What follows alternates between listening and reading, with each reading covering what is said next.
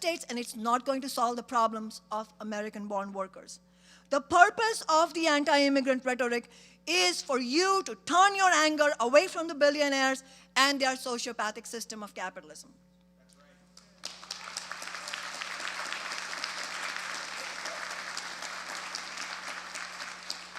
If Trump carried out the kind of mass deportations he has talked about, it would have a hugely damaging impact on the economy and millions of native-born workers, as well as immigrants that are deported. It would almost shut down food productions and lead to a massive escalation of prices.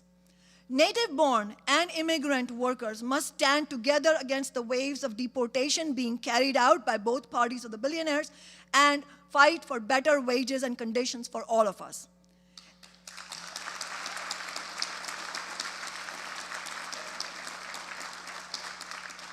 And incidentally, if Democrats wanted to fight Trump or defend immigrants, they would have immediately removed the totally corrupt and politically bankrupt New York City Mayor Eric Adams, who, in exchange for a corrupt pardon, is helping Trump and ICE carry out deportations. We can't stand for any of this. We have to maintain our focus on the rich. So I ask you, who is our enemy? Who is our enemy? The rich. That's right. It's the rich, the billionaires, and don't let them tell you any differently. We need to build unity on a broad basis with all those who want to fight with us against the rich. That part is important. We need unity with those who want to fight against the rich. Unity with those who want to fight is the basis on which we need to build. That is what we have done here in Seattle. That is how we won the highest major city minimum wage in the country and how we've defeated Amazon again and again. There are millions.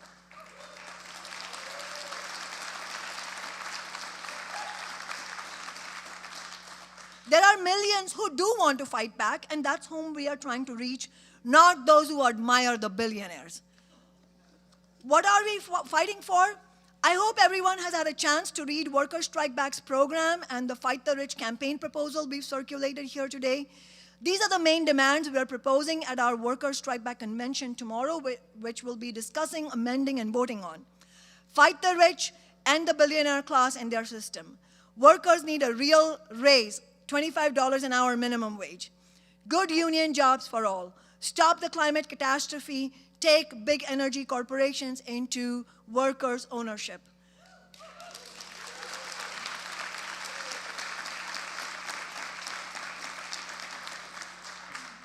Fight racism, sexism, and all oppression. Stop mass deportations.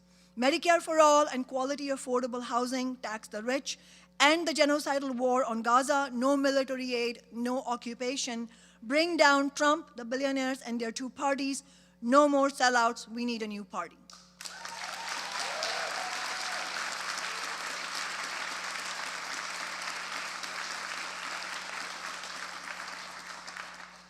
We need to build our campaigns around things we agree on and that we can use to mobilize many thousands of people to fight for, because they could make a real difference in their lives.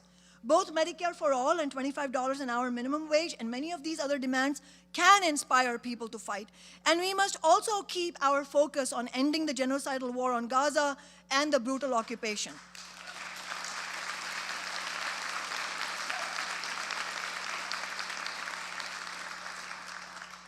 It seems unlikely the current ceasefire will make it to the second phase, and already Israel has breached it multiple times. This is one of the worst genocides of our generation, and we must find every path to stop it. We need to build an international anti-war movement alongside an international workers' movement. We must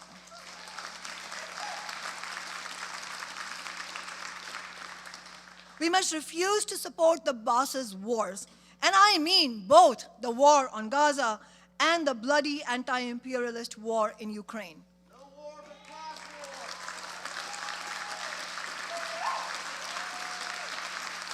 Exactly. These conflicts are a product of the global capitalist crisis. We are entering into a new era of war, which comes out of the winding down of the era of neoliberal globalization, which was rooted in a world in which US imperialism was the undisputed power. that world is gone, replaced by the US-China global conflict, and with it, economic nationalism and proxy wars. The billionaires in different countries are increasingly locked in violent competition between each other, violence against, that we face. Imperialist war, including the horrific meat grinder taking place in Ukraine right now, is not in the interests of the working class, and we must reject it. The rich want us to offer up our corpses for the purpose of their fight over profits and resources. Neither Western imperialism nor Russian imperialism cares one bit for Ukrainian workers or Russian workers. Neither does Zelensky. And not one more worker should be dying for Putin or Zelensky.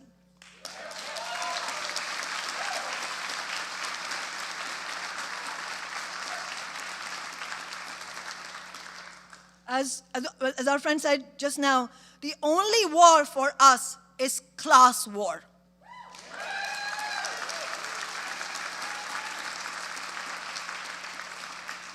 And we must support Ukrainian and Russian workers in their fight against their own capitalist classes in bringing down both Putin and Zelensky. That is a fight we should fully take on board.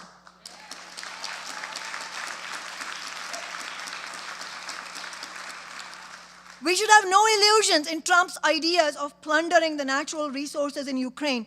Trump is no friend of working people in either Russia or Ukraine, and he is no anti-war president. The driving force in Trump's policy on the Ukraine-Russia war is the decisive anti-war message working people sent to the incumbent warmongering party of the ruling class, the Democratic Party, last year. And Trump realizes he needs to reckon with that pressure from the working class, including from his MAGA working class base, who are angry that tens of billions of dollars are being spent on wars and their needs go unfunded. It is all this that has prompted Trump to begin pushing talks for an end to the deeply unpopular war in Ukraine and to declare a temporary ceasefire in Gaza, which he predictably followed up by repeatedly and grotesquely calling for ethnic cleansing in Gaza. When we were campaigning for Jill Stein last year, we said Trump will double down on the war in Gaza. By the way, how shameful is it that Bernie Sanders is railing against the attempts to end the Ukraine war and end to a war that has ravaged Ukraine and slaughtered hundreds of thousands of Ukrainian and Russian people? This is what Bernie wants to rail against after he failed to stand up against a genocidal onslaught on Gaza, and now, instead of building a movement against federal employee firings and attacks on working people? So the question for us is, how do we build our movement? How do we fight back? I'll take an example from my first election campaign. We didn't invent the idea of $15 an hour, but it was our movement's victory in Seattle that turned in 2013 and 2014. It turned $15 an hour from a slogan into a national movement and into a series of concrete victories in other cities. Not everyone agreed with 15 when we started. To say the least, when we began organizing around it. It was a radical idea at the time, and many dismissed it as utopian. But my fellow socialists and I had the sense that it will inspire workers to fight, and it did, and our movement made history.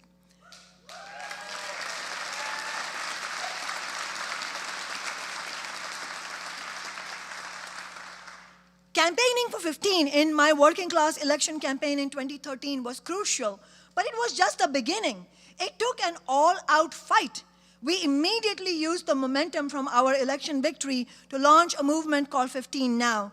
We held mass organizing meetings, rallies, marches, built neighborhood action groups, and filed a ballot initiative to present a credible threat to big business and the Democrats. If they did not pass a strong 15 in City Hall, we would take it to the ballot box. That is how we won.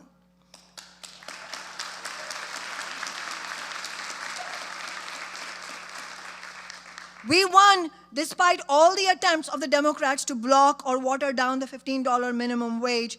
And we won despite the attempts of some labor leaders behind the scenes trying to convince others in the movement that all we can win is $11 an hour, we should just dump 15.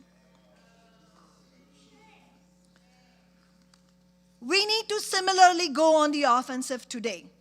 And the logistics industry, and specifically Amazon, is crucial. This industry underpins the billionaire's profit-making machine. Unionizing Amazon is therefore a strategically necessary task of the working class. A victory at Amazon would shift the balance of power between bosses and workers. It would set off a wave of strikes and unionization efforts comparable to the massive worker organizing wave of the 1930s. But defeating Amazon will be far from easy. We have seen that even when Amazon workers win union elections, the company will refuse to negotiate. Workers will need to take mass coordinated strike action at multiple key facilities and shut down profits in order to win a union and their demands. We need to unleash the full power of the labor movement and support Amazon workers' efforts with all possible resources.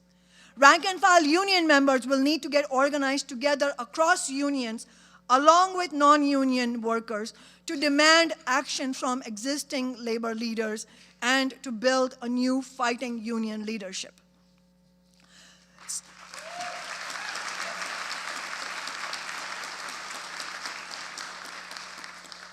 Some people will ask, shouldn't we be running a lot of candidates for office?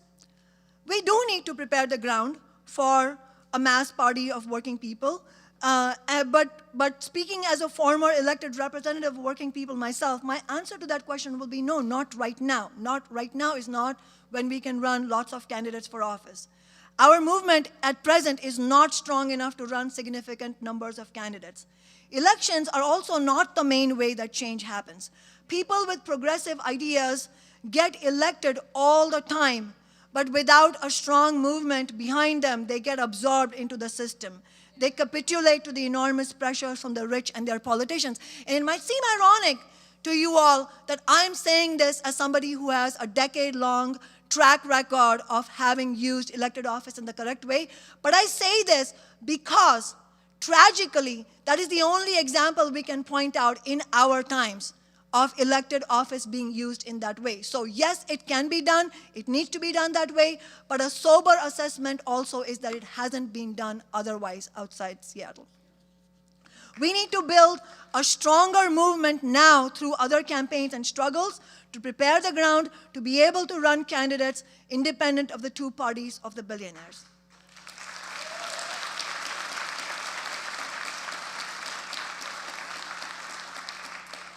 Members of our movement who do want to run for office need to be accountable to working people from the outset.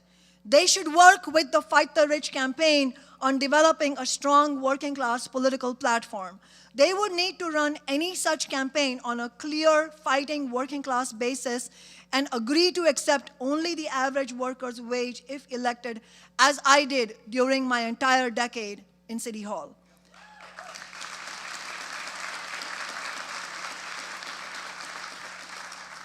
And this is another point of confusion.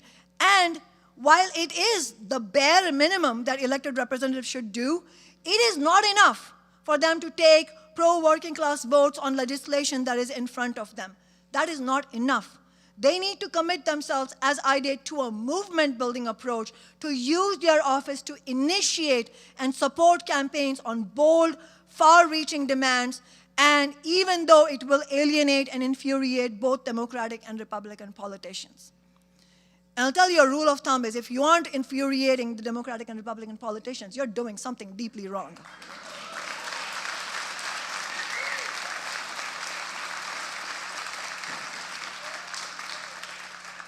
They will need to reject a careerist route and instead go to war against both parties and also against the gatekeepers that are around those parties, the NGO leaders, the labor leaders, and so on, to fight to win every possible gain for working people and the oppressed. They need to have the stomach to become enemy number one of the ruling class and arm themselves with mass movements as we did with our office.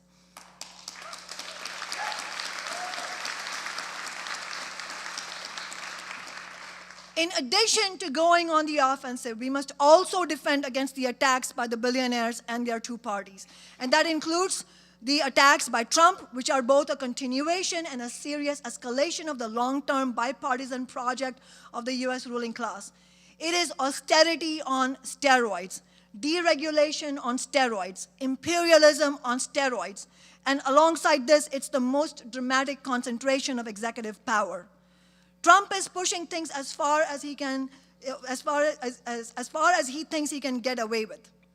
Trump is not carrying out tariffs for working people. They are a tax on all of us. In fact, we will pay for them through increasingly obscene prices for basic necessities.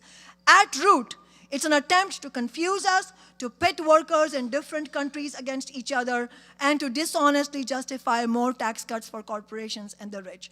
Already, 14,000 federal workers have been off. Massive austerity cuts are being carried out.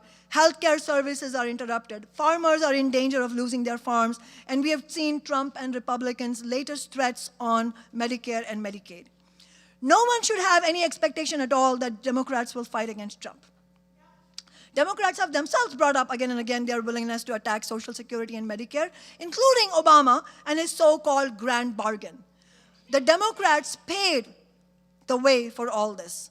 Our movement was completely correct to reject Harris and the Democrats in the election and to take an independent, anti-war, pro-worker position behind Jill Stein's campaign and to refuse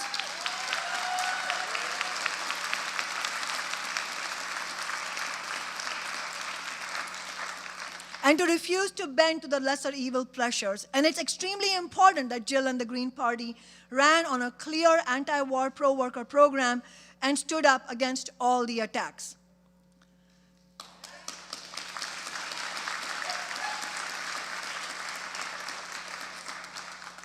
The Democrats earned their loss. Had Harris done nothing other than taken an anti-war position on Gaza and condemned the genocide, she would very likely have won. Had she also campaigned on Medicare for all and $15 in addition, Trump wouldn't have had a chance. Trump is being assisted by the complicity of the Democratic Party. Why? Because, it's not that they don't have a spine, quote unquote, as some like to say. They do have a spine when it comes to fighting against working people.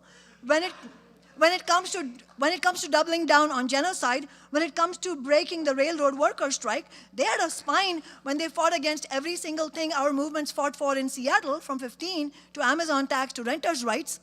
They certainly don't oppose austerity. They don't oppose genocide or ethnic cleansing in Gaza. They don't oppose Trump's anti-immigrant agenda. And so they are not about to stick their necks out to defend against attacks on working people and the poor, those same working people and poor people that Democrats spent the last 4 years attacking. The main complaint of the Democrats and the wing of the billionaire class that supported Harris is that they don't like how Trump is doing things, how it is destabilizing the system, their own system, and the credibility in the eyes of working people of their system. And of course, it isn't that Democrats are simply standing aside either. They are frequently joining in. The 12 senators and the dozens of House Democrats who voted for the Riley-Laken bill, which destroys the right to due process for non-citizens, including illegal permanent residents, by allowing ICE to arrest and deport any non-citizen who has been charged, not convicted, charged with a crime which can be as minor as shoplifting. And how about Fetterman's support for Trump's attacks on Palestinians? Bernie approving anti-worker warmonger Marco Rubio's nomination. The list is practically endless. While being clear, though, that the Democrats are not on our side, we also need to be crystal clear about something else. We cannot in any way live in the past. We cannot de-emphasize, understate, or explain away the damage that is currently being done by Trump, Musk, and company. Trump and his cabal of billionaires are doing their level best to do more damage in a few months than the bipartisan attack of Republicans and Democrats was able to do over multiple years. But we should also not overstate, as some do, and say that this is fascism now in the White House. It's important that we not use that word lightly or inaccurately. What fascism is and isn't is a whole discussion unto itself. But the fundamental reality is that while Trump would like to rule as a dictator, that is not the objective basis for it. The overwhelming majority of working people do not support Trump's attacks on democracy. One of Trump's most unpopular political moves was January 6th, which was strongly opposed by the overwhelming majority, including most people who voted Republican. And now his blanket pardon of those guilty of violence on January 6th is itself deeply unpopular, according to the polls. This is also the reason for Trump's doublespeak in saying that free speech is back. He pretends to be pro-democracy because he has to. He is helped by comparison with the Democrats who've been carrying out a crackdown on free speech in recent years, including the brutal repression against campus anti-war protesters. The capitalists, for their part, have absolutely no love of democracy. Yet, they don't want the chaos that goes along with destroying the institution of their system, which have served them incredibly well for almost 250 years.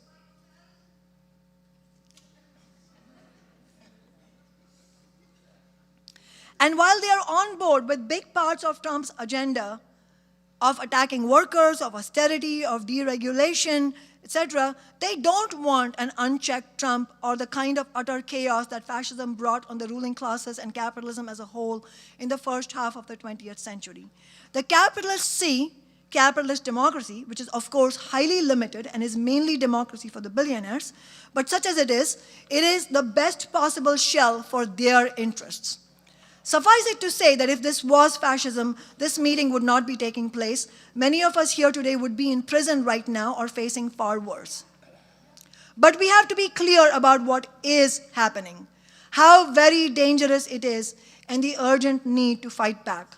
While we should not for a moment let up on the Democrats, the fact is they are no longer in power. Trump and the Republicans are. And we need to fight back powerfully against them, just as we fought Biden and his party.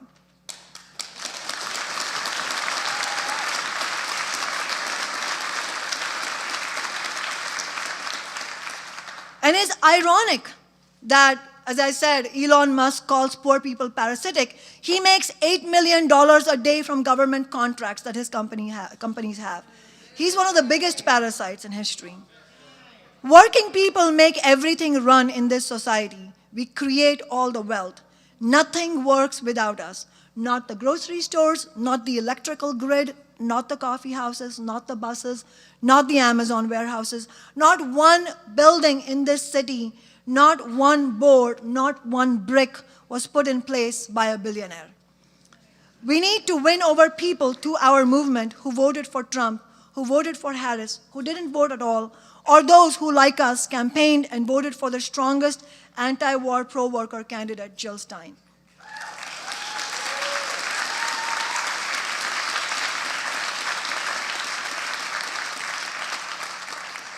We know from history that we can unite working people through common struggle. For any of you who have been on a picket line, you know what solidarity is.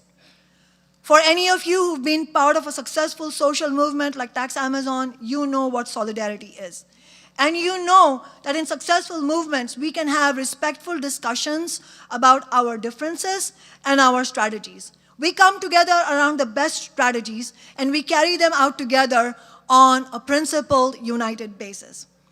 In order for workers to win the 8-hour day or Social Security or the end of Jim Crow segregation, we had to cut across the divisions and the bosses tried to create. Trump's firing of federal employees is the biggest attack on them since Reagan went after PATCO, the union of air traffic controllers, and fired 11,000 of them in 1981. That act had devastating effects for the labor movement that have lasted to the present day. So my question is, where is the labor leadership when Trump is firing thousands of union members?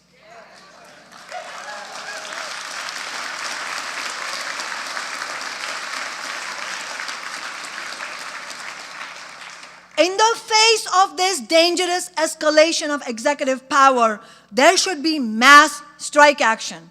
That would be a way to actually block Trump's assault, to bring the government offices and business of the US state to a grinding halt.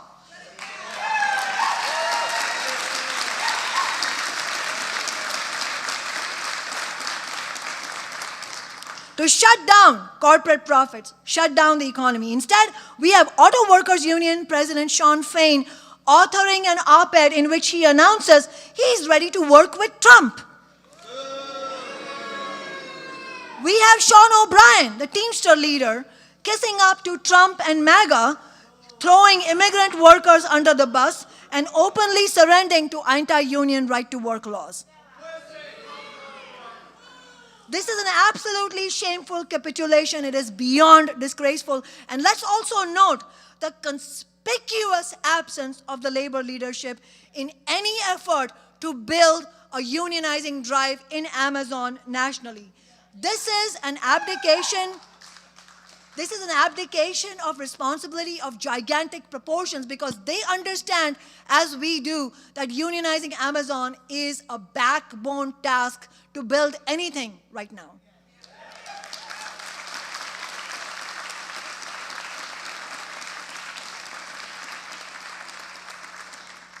As I said when we launched Workers' Strike Back, we need a reckoning in the labor movement to take down the business unionist leadership and restore the militant, radical, rank-and-file organizing on which the labor movement was built. And I know many hoped Sean Fain was different. He has proved, Sean Fain, auto workers leader, he has proved otherwise. We have to take our movement to the unions whenever possible, wherever possible, as Workers' Strike Back has done since our launch. But only 10% of this country is unionized, unfortunately. It's because of the 50 years of capitulation. The working class is not just the unionized workers. It is not just those who work with their hands or who would be considered blue collar. It is all of us who have no choice but to work for a living. All of us, whether we have a union or not. All of us who can't sit back and live off wealth. We need to build a fighting workers movement that includes all of us together, including students, retirees, and the unemployed, all those who want to fight.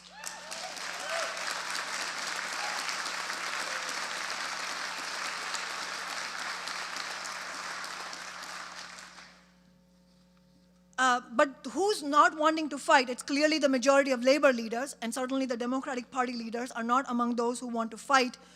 Both of them fear the empowerment of working people and the threat it poses to their system far more than any part of Trump's attacks.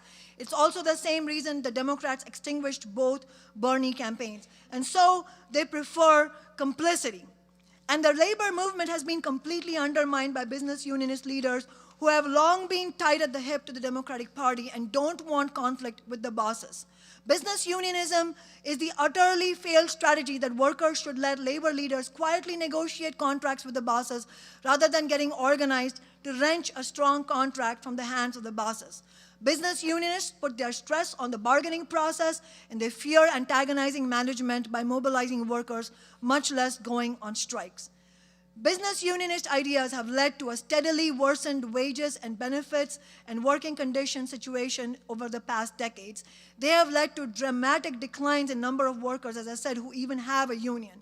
We need to rebuild the labor movement on the basis of class struggle strategies.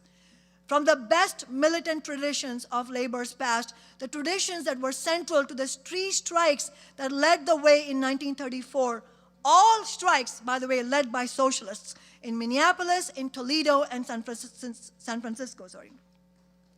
You can watch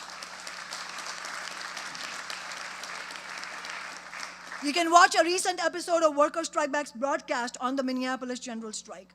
Those same traditions were used to unionize the auto industry in the late 1930s. Militant union organizers, many of whom were socialists or communists, led a massive organizing drive built around a clear understanding of what they were up against and saw their struggle as a class war. They strategically targeted a series of key auto plants that produced components without which the rest of the factories in General Motors could not build cars. They shut down the supply chain, and with it, most of GM. They shut down the profits. They threatened the stability of the boss's system, which is what forced them to accept the union and the workers' demands. The success of the auto industry fight, which dealt this massive blow, built the basis for the fastest wave of unionization in US history. We need to learn lessons from those workers' movements today.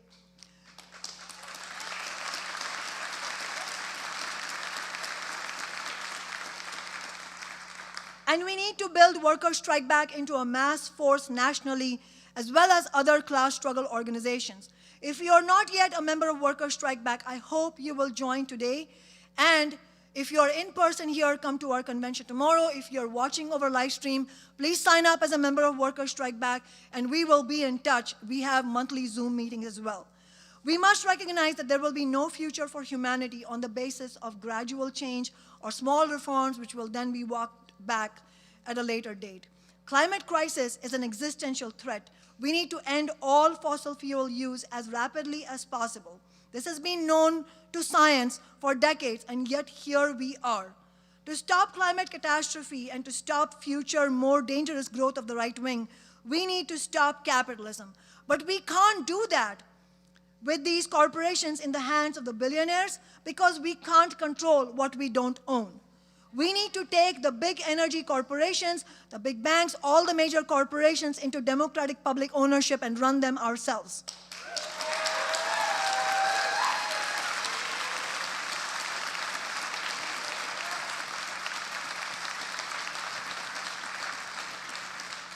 We need to take the reins of society away from the capitalists.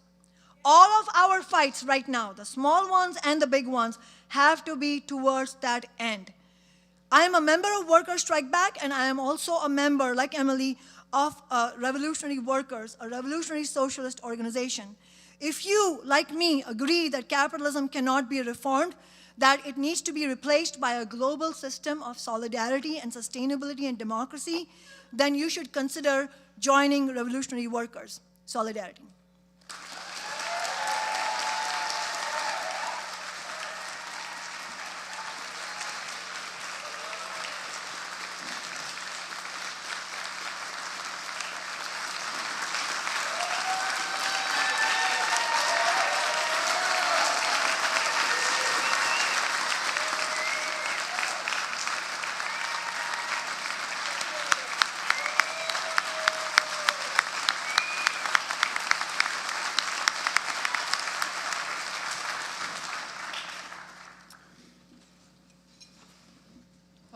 Hey everyone. I just wanted to give you a couple of announcements. First, we've crossed over 2,500 live stream viewers. So if you are watching right now, please go ahead and share the event link, share your live stream link on your network. You can find the link on the On Strike channel. You can also find it at Worker Strike Back social media accounts, as well as Do Dissidents and on the Chris Hedges show itself. We're also filling up in person. So if you are here in this room, if you would please move in, bring yourselves in, and fill in the space in the middle. We are trying to feel our power here. If you're downstairs, still come upstairs as soon as you can so you can participate in person. All right, thank you very much. Many accolades could try to describe our next speaker. He is a Pulitzer Prize-winning author and journalist. But most importantly, in my estimation, has been his fierce independence and honesty. For 4 decades, he's refused to silence ugly truths and recognizing that for-profit newspapers run by billionaires and even public news outlets which are independent on corporate sponsors will never be willing to expose those same corporate sponsors. Without any further ado, I'd like to welcome Chris Hedges to the stage.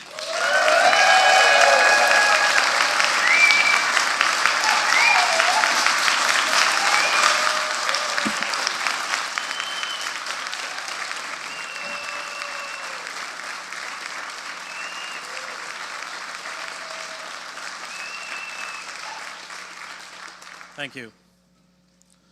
For several decades, I and a handful of others, Sheldon Wolin, Noam Chomsky, John Burns Johnson, Cornel West, Barbara Ehrenreich, Ralph Nader, and of course Jill Stein and Kshama Sawant, warned that the expanding social inequality and capture of our democratic institutions, including the media, the Congress, organized labor, academia, and the courts by corporations and oligarchs would inevitably lead to an authoritarian and finally Christian fascist state. My books, American Fascists, The Christian Right and the War on America, Empire of Illusion, the end of literacy and the triumph of spectacle, death of the liberal class, days of destruction, days of revolt, written with Joe Sacco, wages of rebellion, and America the Farewell Tour were a succession of impassioned pleas to take the decay seriously.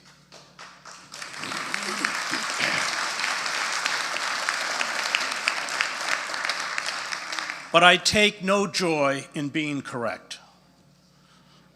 The rage of those abandoned by the economy, the fears and concerns of a beleaguered and insecure middle class, and the numbing isolation that comes with the loss of community will be the kindling for a dangerous mass movement, I wrote in American Fascists in 2007. If these dispossessed are not reincorporated into mainstream society, if they eventually lose all hope of finding good, stable jobs and opportunities for themselves and their children, in short, the promise of a brighter future, the specter of American fascism will beset the nation.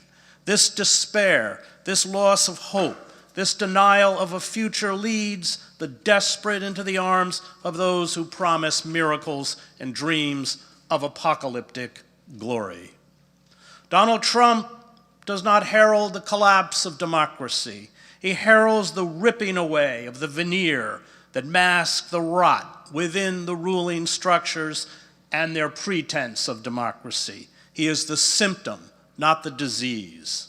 The loss of basic democratic norms began long before Trump.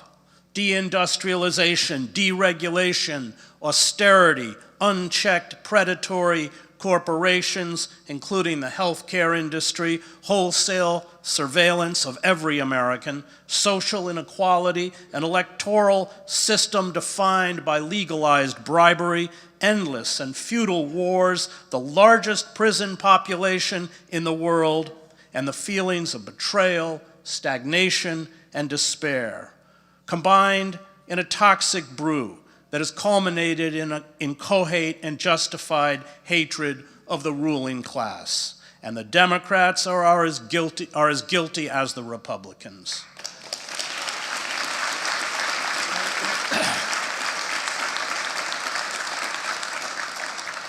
Trump and his coterie of billionaires, generals, half-wits, Christian fascists, criminals, racists, and moral deviants play the role of the Snopes clan in some of William Faulkner's novels I wrote in America the Farewell Tour.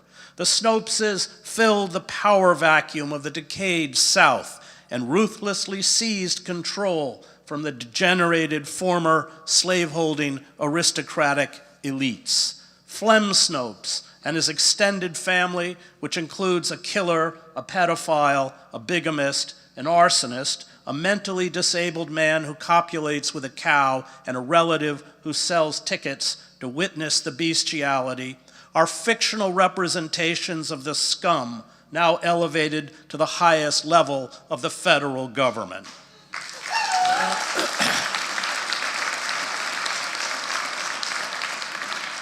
They embody the moral decay unleashed by unfettered capitalism.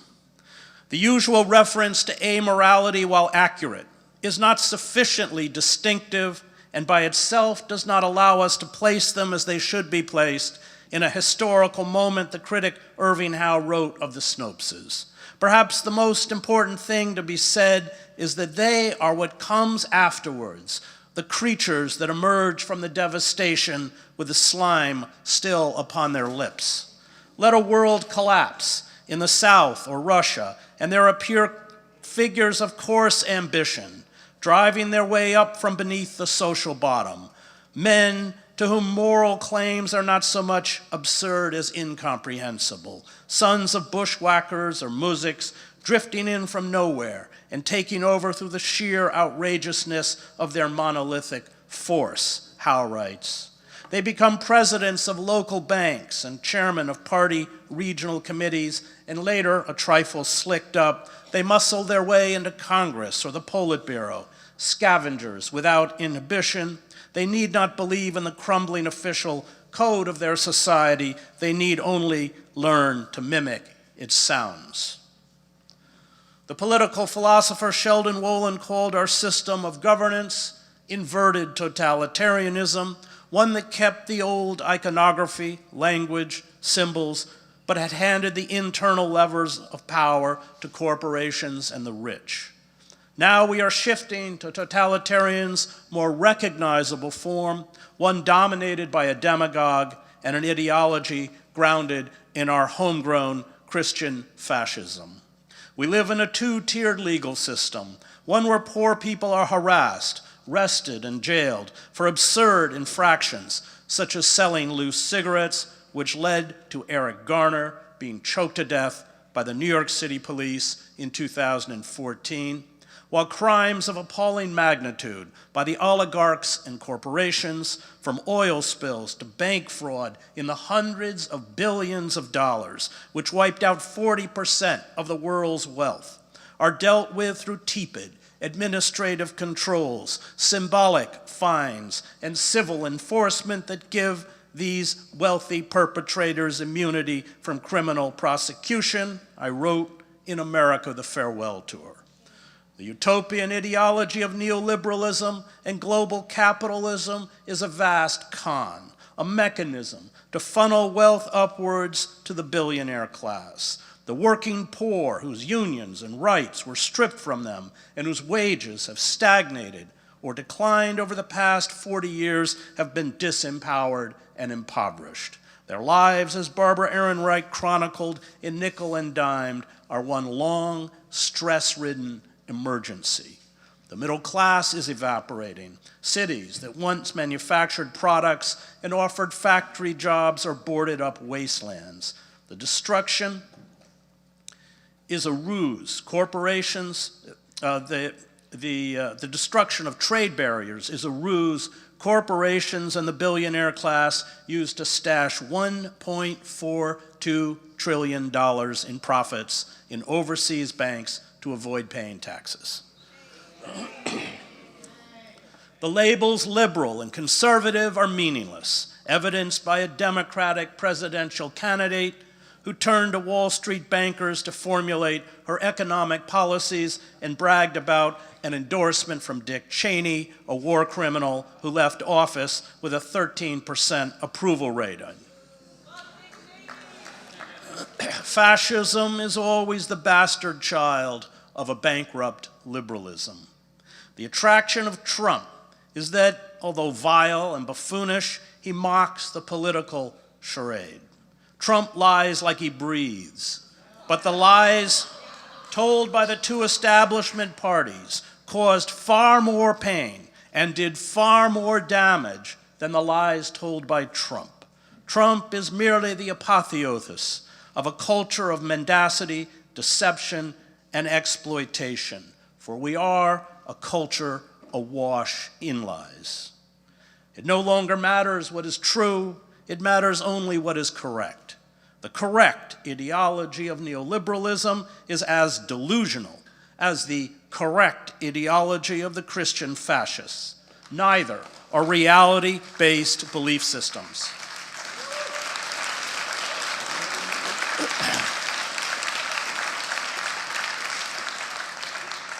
Totalitarianism elevates the brutal and the stupid, those with no genuine political philosophy other than a lust for wealth and power. Empty, mind-numbing cliches and slogans, most of which are absurd and contradictory, replace political discourse. And this is as true for the Christian right as it is for those who preach free market economics and globalization. The illusions peddled on our screens, including the fictitious persona created for Trump on The Apprentice, have replaced reality. Politics is burlesque, as Kamala Harris's vapid, celebrity-filled, issue-less campaign illustrated.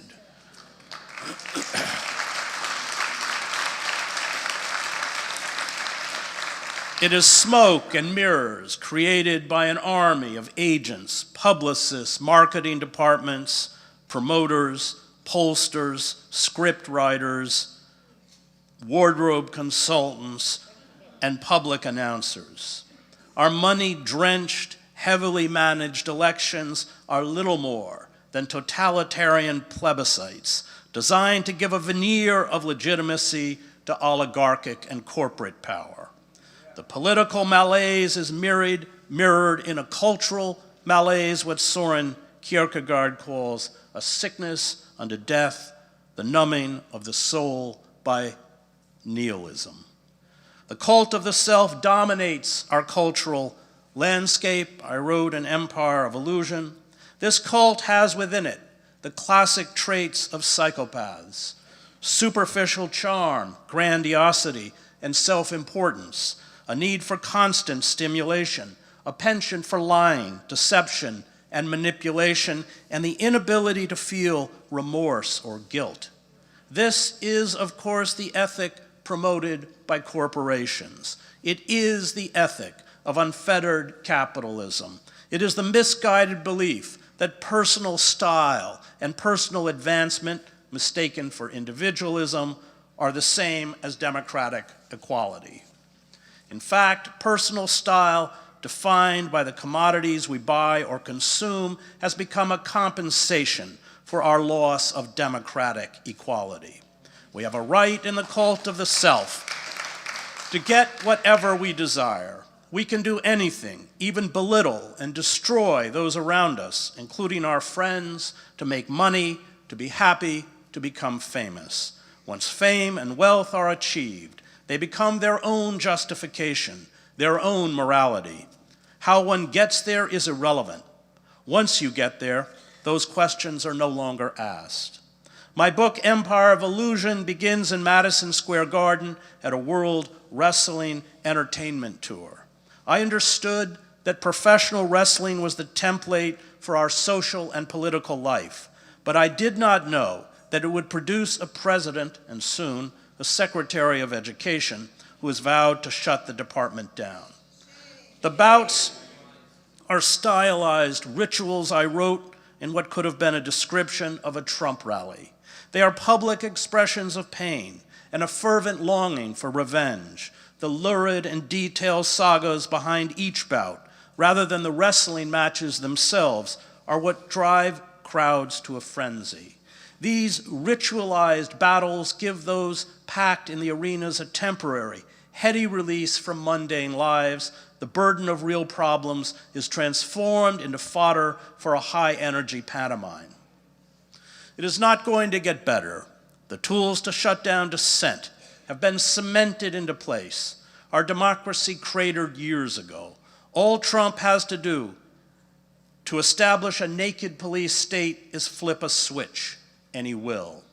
The worse reality becomes, the less a beleaguered population wants to hear about it. I wrote at the conclusion of Empire of Illusion, and the more it distracts itself with squalid pseudo-events of celebrity breakdowns, gossip, and trivia. These are the debauched revels of a dying civilization. The system is not reformable.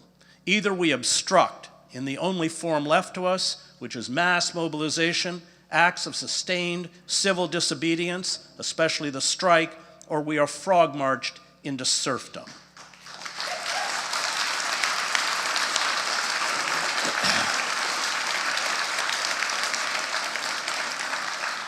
To be innocent now in the eyes of the state is to be guilty.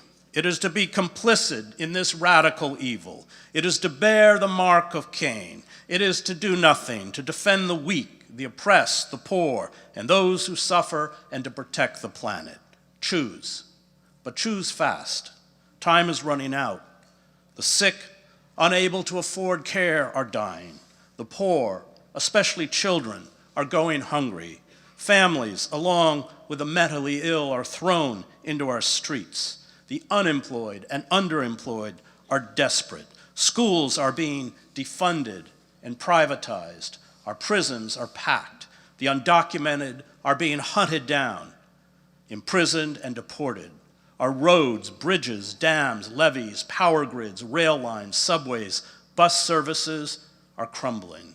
The ecosystem is disintegrating, as temperatures rise and freak weather patterns, wildfires, hurricanes, droughts, flooding, tornadoes, melting polar ice caps and glaciers drive desperate migrants northwards from the global south. This is the dystopia the ruling global class, the ruling capitalists are shoving down our throats. No social or revolutionary movement succeeds without a core of people who will not betray their vision and their principles. In other words, like all of us here, militants.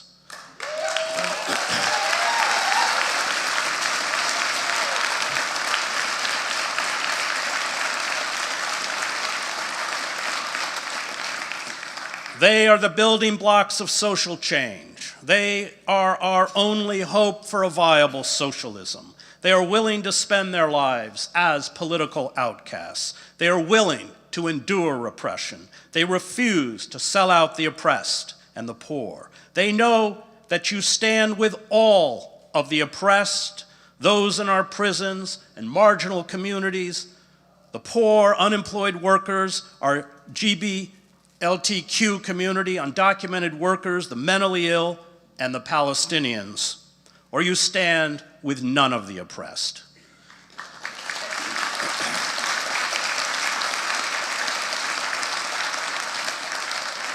They know that when you fight for the oppressed, you get treated like the oppressed. And liberals plead with us to believe in the ultimate goodness of the ruling class, the fantasy that justice and social equality can be achieved through their bankrupt institutions, including the Democratic Party, even though, like Herod of old, they repeatedly sell us out. We are castigated for our anger, our alienation from the centers of power, and our bleakness. We are told to adopt a positive attitude, to trust the system, that we can awaken the dead consciences of the atrophied souls, the plutocrats running Amazon, Halliburton, Goldman Sachs, ExxonMobil, and Citibank, and the two ruling parties. I cannot count how many times I have been told this. But this is the road to despair, not hope. Hope comes when we physically defy those in power. Those who succumb to apathy or complicity are enemies of hope, and they become in their passivity agents of injustice. Hope has a cost. Hope is not comfortable or easy. Hope requires personal risk. Hope does not come with the right attitude. Hope is not about peace of mind. Hope is action. Hope is doing something. The more futile, the more useless, the more irrelevant and incomprehensible an act of rebellion is, the vaster and more potent hope becomes. Hope never makes sense. Hope is absurd. Hope knows that an injustice visited on our neighbor is an injustice visited on us all. Hope posits that people are drawn to the good by the good. And this is the secret of hope's power. It is why it can never finally be defeated. Hope demands for others what we demand for ourselves. Hope does not separate us from them. Hope sees in our neighbor, even our enemy, our own face. And the powerful do not understand hope. Hope is not part of their vocabulary. They speak in the cold, dead words of national security, global markets, electoral strategy, staying on message, image, and profits. The powerful protect their own. They divide the world into the damned and the blessed, the patriots and the traitors, the rich and the poor. They insist that extinguishing lives in foreign wars or in our prison complexes is a form of human progress. They cannot see that the suffering of a child in Gaza or a child in the blighted pockets of Washington, D.C. diminishes and impoverishes us all. They are deaf, dumb, and blind to hope. Those addicted to power, consumed by self-exaltation, cannot decipher the words of hope any more than most of us can decipher hieroglyphics. Hope to Wall Street bankers and politicians, to the masters of war and commerce, is not practical, it is gibberish, it means nothing. I cannot promise you it will be easy. I cannot assure you that tens of thousands will join us. I cannot pretend that going to jail is pleasant. I cannot say that anyone in Congress, anyone in the boardrooms of the corporations that cannibalize our nation, anyone in the press will be moved to pity to act for the common good. I cannot tell you these wars will end or the hungry will be fed. I cannot say that justice will roll down like a mighty wave and restore our nation to sanity. But I can say this: if we resist and carry out acts, no matter how small, of open defiance, hope will not be extinguished.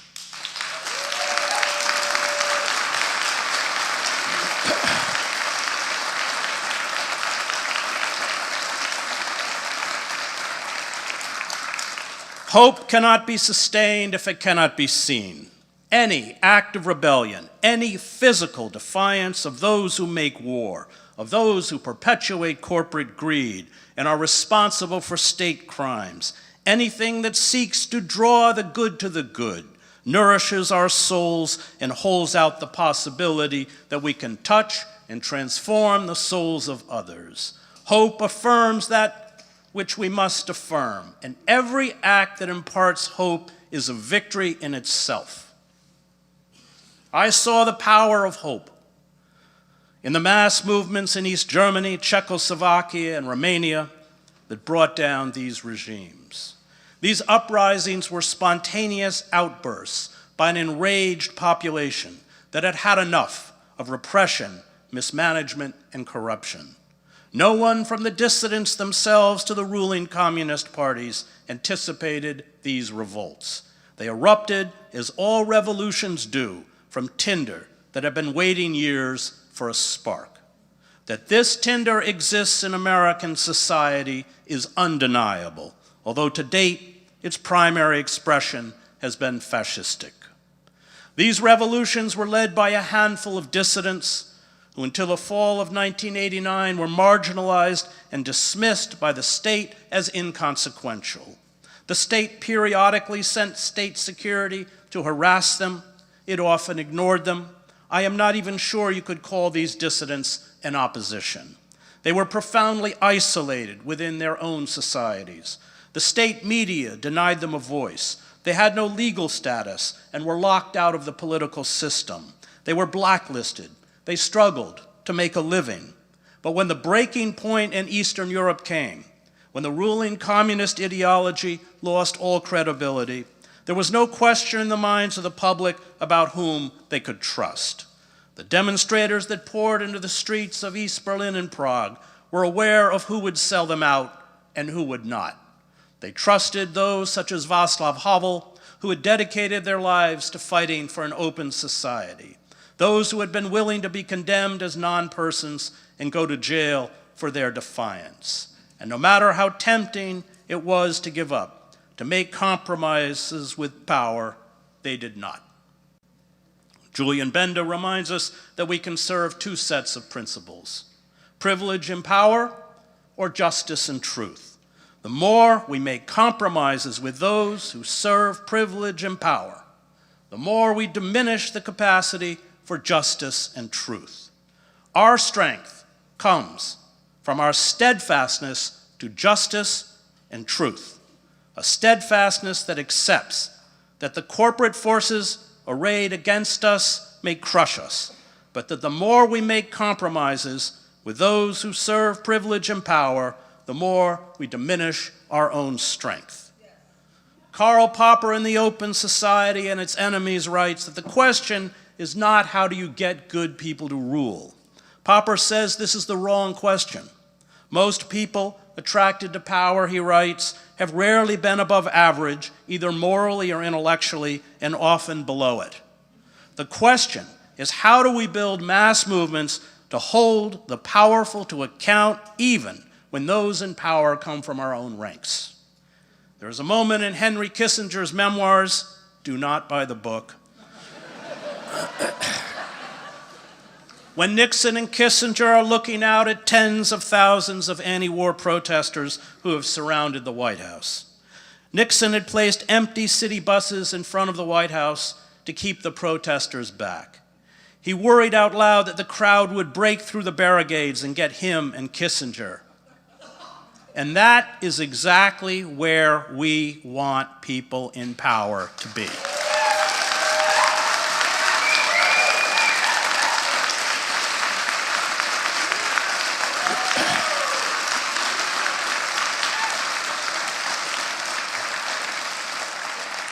This is why, although he was not a liberal, Nixon was our last liberal president. He was scared of movements. And if we cannot make the elites scared of us, we fail. This is our calling.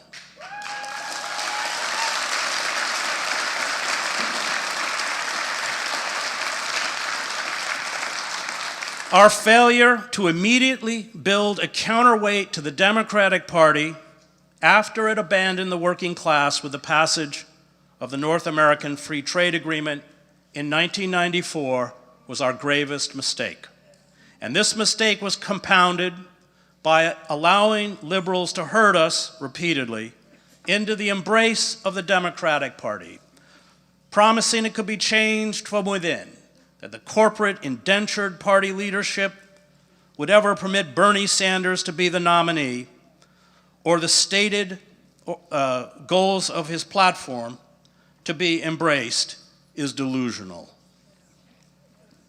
Alex de Tocqueville correctly saw that when citizens can no longer participate in a meaningful way in political life, political populism is replaced by a cultural populism of sameness, resentment, and mindless patriotism, and by a form of anti-politics he calls democratic despotism.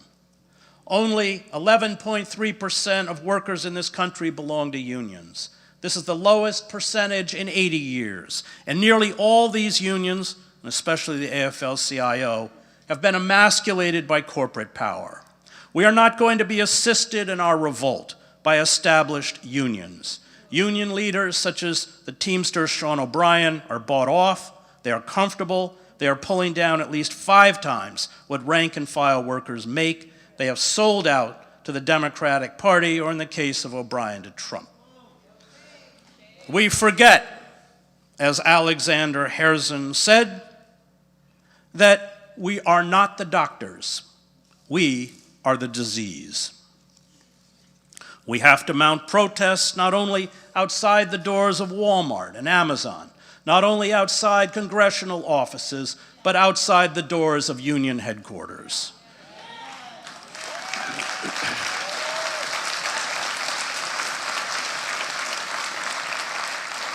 There is no established institution we can trust. They are broken.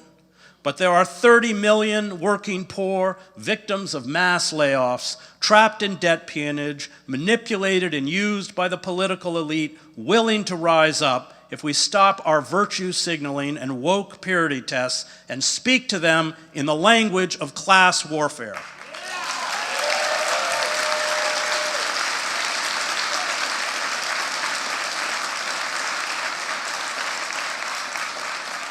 And this is why I support Workers' Strike Back. But let us be clear-eyed about what lies ahead. The enemies of freedom throughout history have always charged its defenders with subversion. The enemies of freedom have always convinced segments of a captive population to parrot back cliches to justify their rule and serve as goons and vigilantes in the name of patriotism. Those who created our mafia economy inevitably created our mafia state. And we must organize and organize fast to break our chains, one by one, to use the power of the strike to cripple the state machinery. We must embrace a militant radicalism, one that offers a new vision and a new social structure. We must hold fast to moral imperatives. We must forgive mortgage and student debt, institute universal health care, and break up monopolies.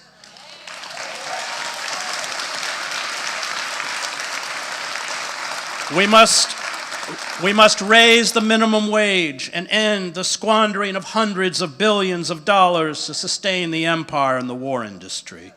We must establish a nationwide jobs program to rebuild the country's collapsing infrastructure.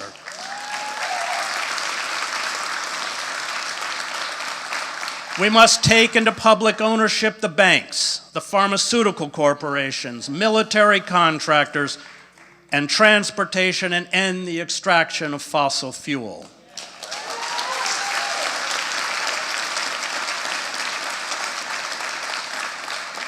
And we must end the genocide in Gaza, and that means the boycott, sanction, and divestment of the apartheid state of Israel.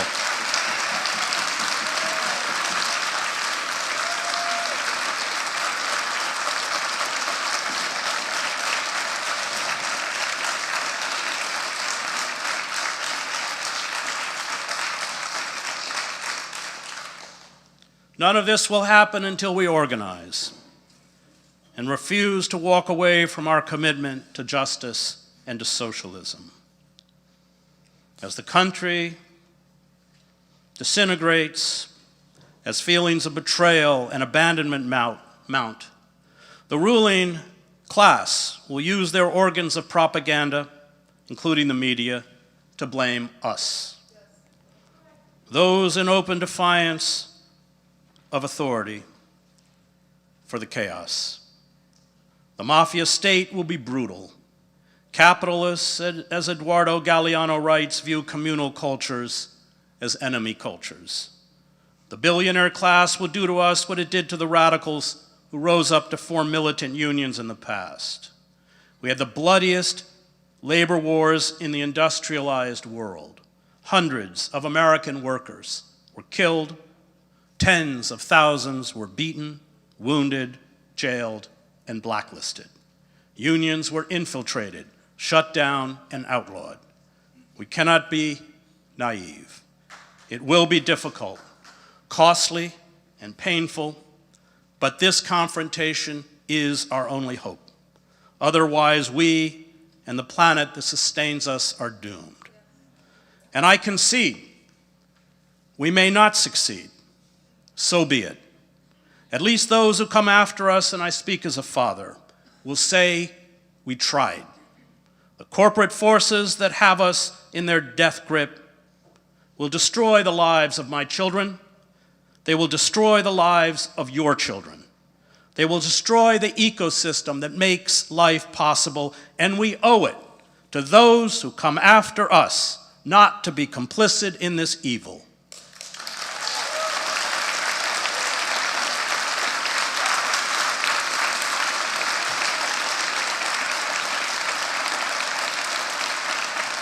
We owe it to them to refuse to be good Germans.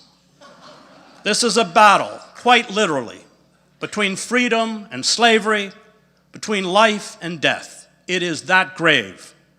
And it is a battle that no matter the odds, we must fight. But in the end, I do not fight fascists because I will win. I fight fascists because they are fascists. Thank you.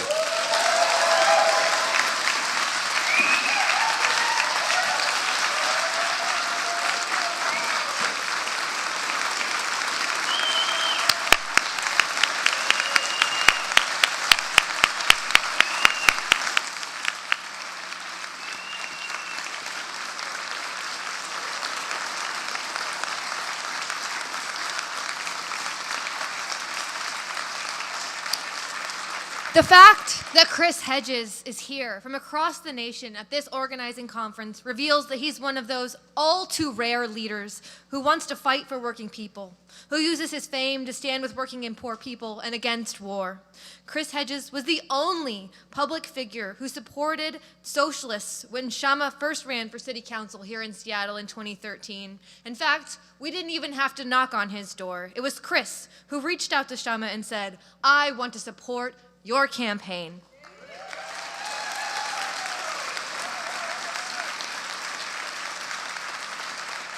Chris Hedges has joined Workers Strike Back because he understands how important building our movement is, and I urge all of you to join Workers Strike Back if you haven't already. I also wanted to announce that we are now officially over 6.5 thousand people watching alongside us on live stream.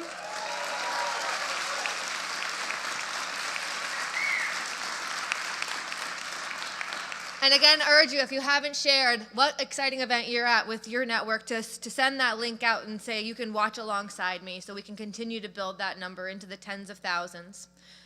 So our next speaker, it's my great honor to introduce. She's a longtime Green Party member, and she has run unambiguously pro-worker, anti-war presidential campaigns, especially last year against both Trump and Harris. She stood strong against years of slander by corporate media, by Democratic Party hacks. They're constantly wondering, where is Jill Stein? Well, I am excited to tell all of you here today that she's here to speak to us.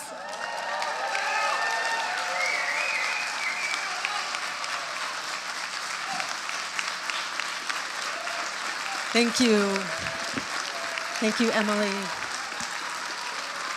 Thank you all so very much. It is really a joy to be here. It is a joy to hear what everyone is saying. And it is a joy to be a part of this movement. I come here a little bit under the weather, as some of you may know, having had a bad case of the flu a couple weeks ago and then some asthma triggered by that flu. And I almost didn't come, feeling like there was no way I could actually prepare for this amazing summit. But at the end, I decided I needed to come just to be here, just to bear witness, just because this is what democracy looks like, and this is how we fight back.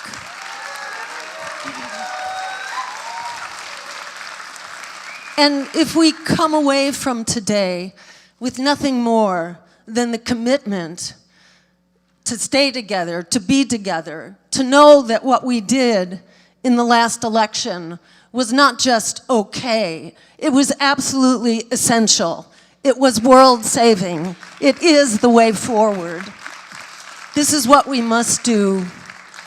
And the fact that they continue to blame us and to try to, to smear us for having challenged empire and oligarchy and genocide, the fact that they will not let up is absolutely the affirmation of our lasting impact and the fact that we must keep up this fight.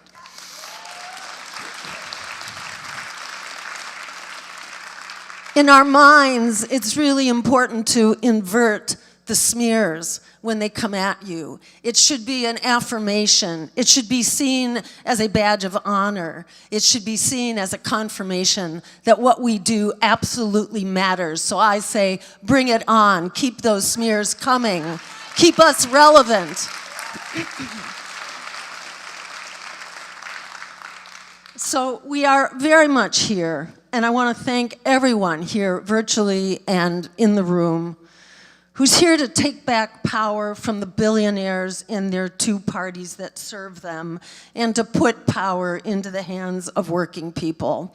So we continue the momentum of our pro-worker, anti-war, anti-genocide, climate emergency to demand an America and a world that works for working people, which is the only world that works for all of us. And it's important to know that that world in many ways is closer than it has ever been, because empire and oligarchy are indeed unraveling right now before our very eyes. They are collapsing in front of us. Empire is falling, we are rising, and this is unstoppable. So it's really critical, above all, to reject the propaganda that tells us that we are powerless, that resistance is futile. So many of us right now, a recent poll, even before the shit started hitting the fan, something like 72% of Americans were tuning out of politics in the wake of the last election, the 24 election. 72%, according to polls, are tuning out because politics has become so toxic, so distasteful. And that is true, but it cannot stop there. We have to seize the moment. This is that perfect storm for speaking to the vast majority of Americans right now who are in revolt. They've just been denied a framework in which to unite that revolt. And that is what we are doing here today and with this Workers' Strike Back movement. So I encourage everyone to become a part of it if you are not already.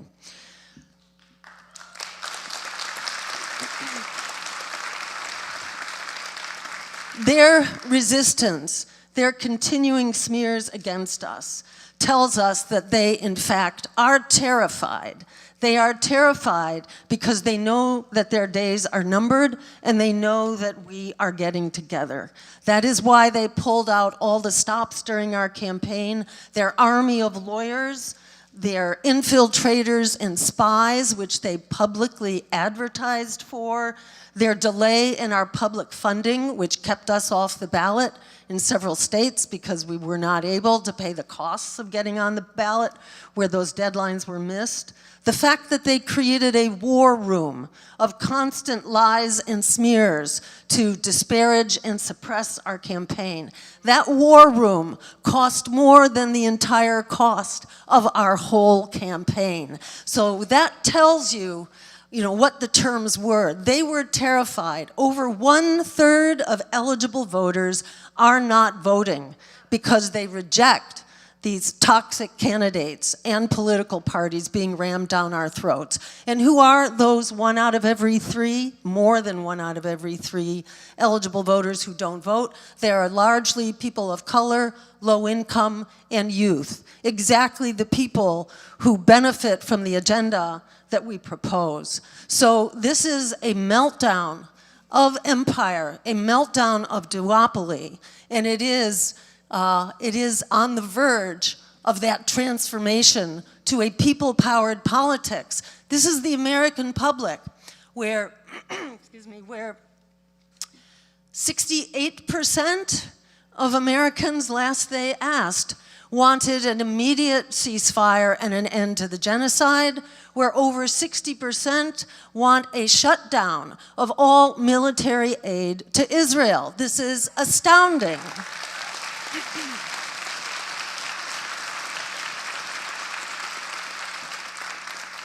This is not so much a problem of a misinformed public. This is a problem of a public which is denied representation. We have an anti-democratic government, is what we have, both political parties. And as said earlier, Trump is a symptom. He is not the disease itself. He is part of the disease, but he is not the driver of that disease. He is a symptom of it. That disease is wreaking havoc on every dimension of our lives. It was, some months ago, it was said to be over 60% of Americans who are living paycheck to paycheck. Well, now that is over 2/3. It's now over 66% of Americans. Over half of Americans are now struggling to pay their rent, paying more than 30 or even 50% of their monthly income just to keep a roof over their heads. Meanwhile, the rate of homelessness is absolutely unprecedented. Last year, the number of homeless increased by 18% in 1 year alone. That's on top of a 12% increase the year before. 100 million people are strapped in medical debt, 44 million in student debt. Half of youth say that they are hopeless about the future. 1 in 4 have considered harming themselves within 2 weeks of the poll alone because of how desperate they are about the condition of their lives. This says really more than anything that what is being imposed on us by the parties of oligarchy, by the corporate duopoly, is absolutely unsustainable, unforgivable, and it will not stand.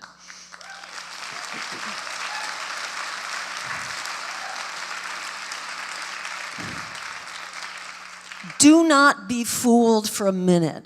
You know, we've all been kind of knocked off of our feet by this incredibly rapid assault, one thing after another. We're not sure how critical each attack is. Where are we to turn our attention before we've observed, before we have even come to terms with the last hit?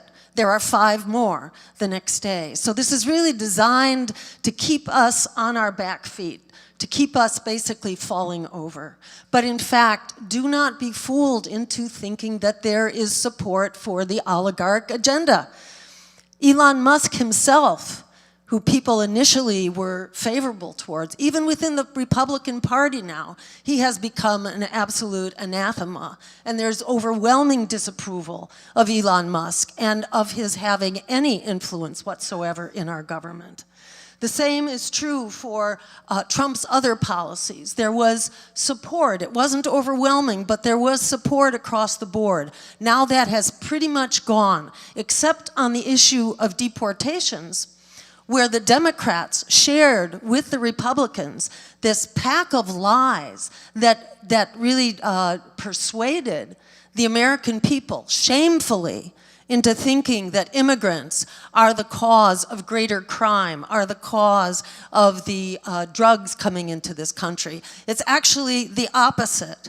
Immigrants are far safer, are far more community, family, and job oriented. Immigrants are not the problem. The problem is the US policies that have created wave after wave of migration.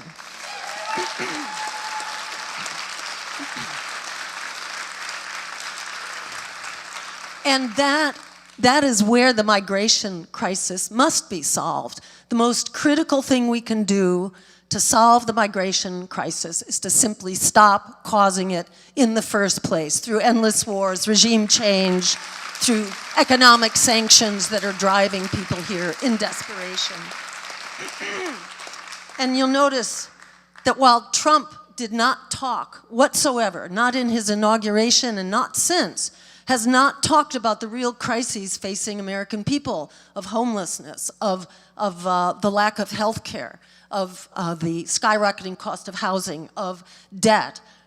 While Trump hasn't talked about it, the Democrats don't talk about it either. And Kamala Harris, in her campaign, had absolutely no solutions to offer. And when she was asked, you know, what was she going to do? Well, she was basically going to do more of Joe Biden, except that she would be different by appointing a Republican to her cabinet. That's how she was going to distinguish herself. Donald Trump, you know, has been overwhelmingly funded by billionaires.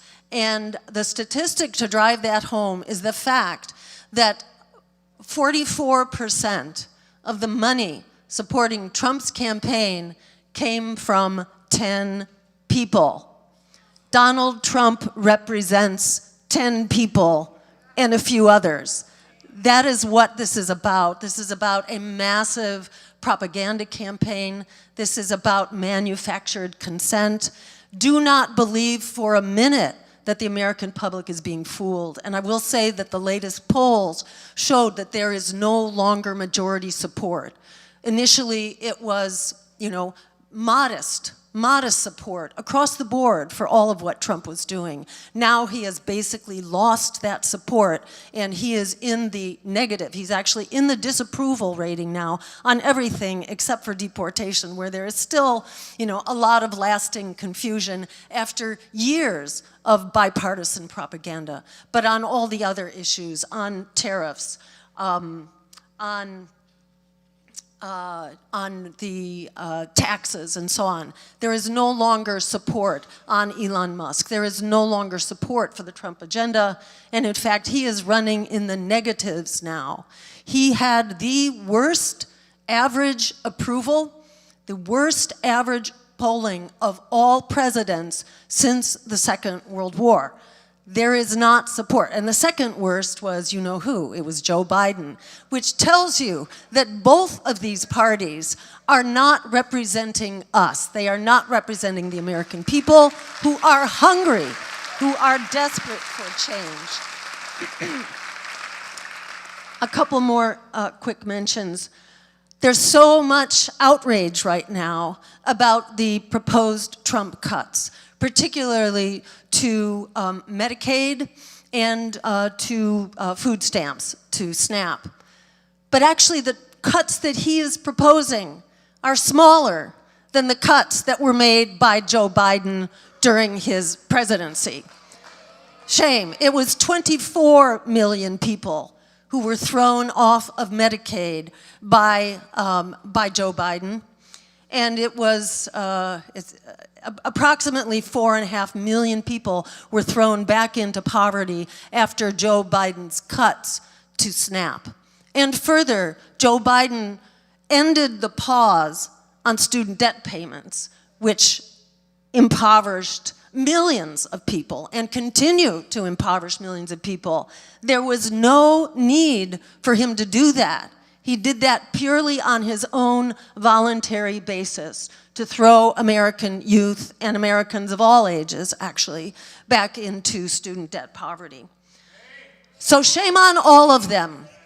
And same agendas exactly.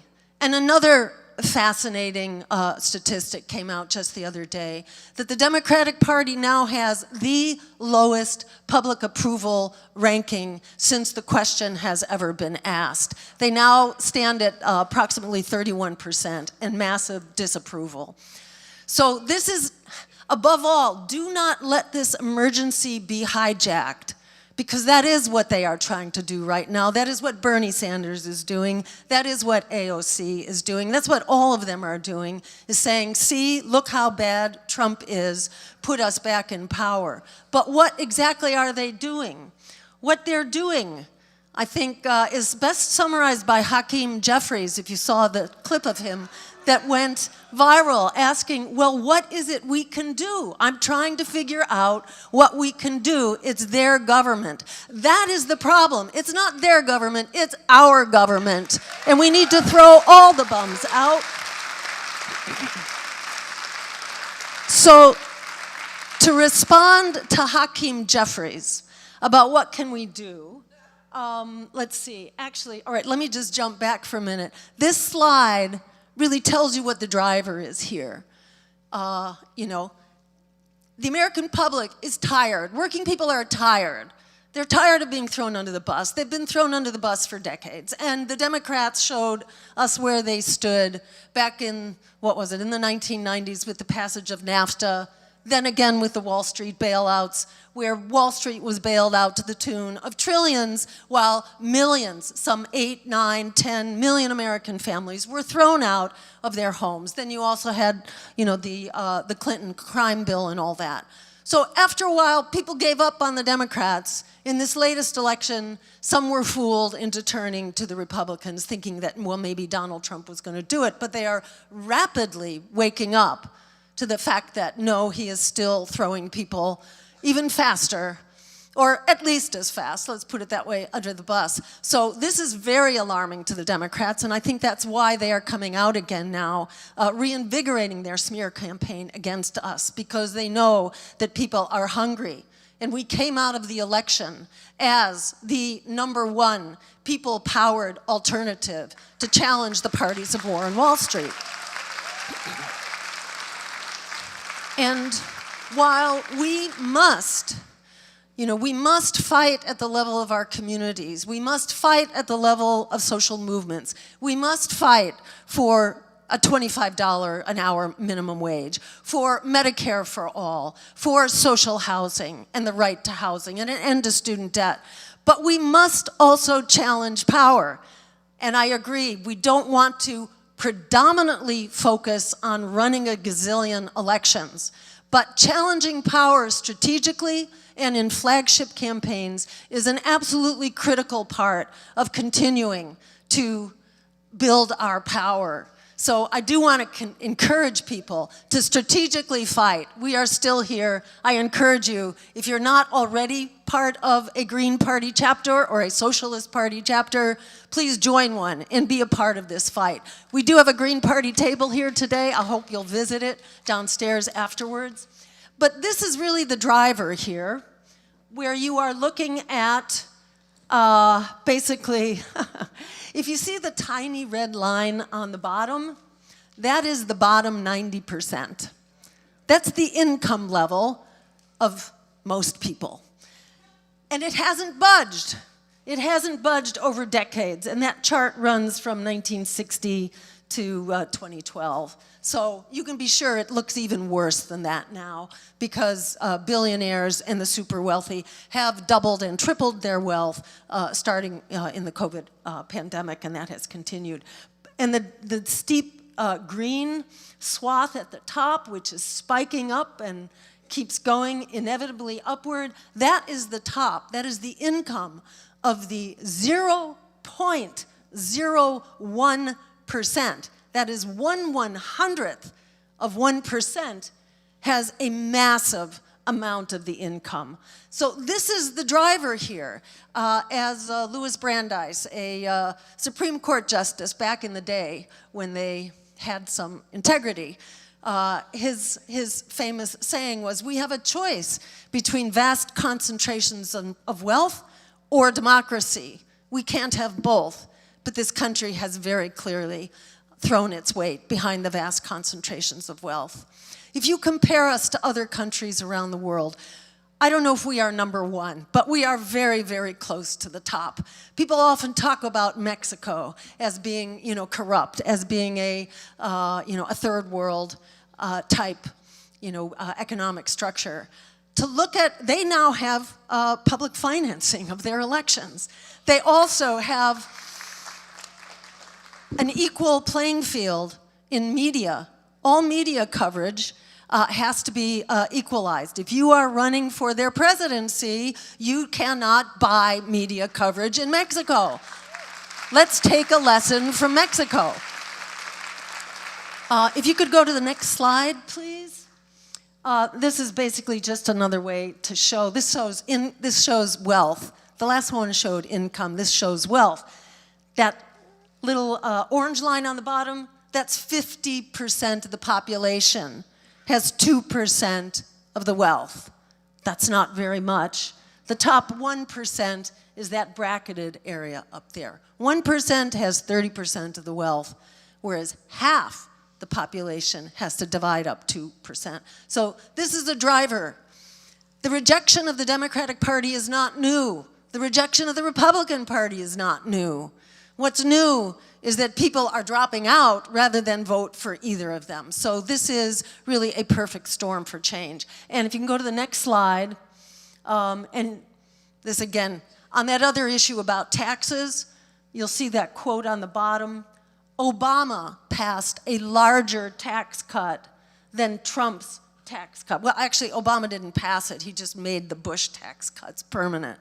So even on that issue of tax giveaways to the super wealthy, that is not just an issue of the Republicans. It's the Democrats as well. They are both 100% bought and paid for. And the next slide, you can go to the next one. That's just showing how money in politics is absolutely skyrocketing. It's off the charts. And the next one.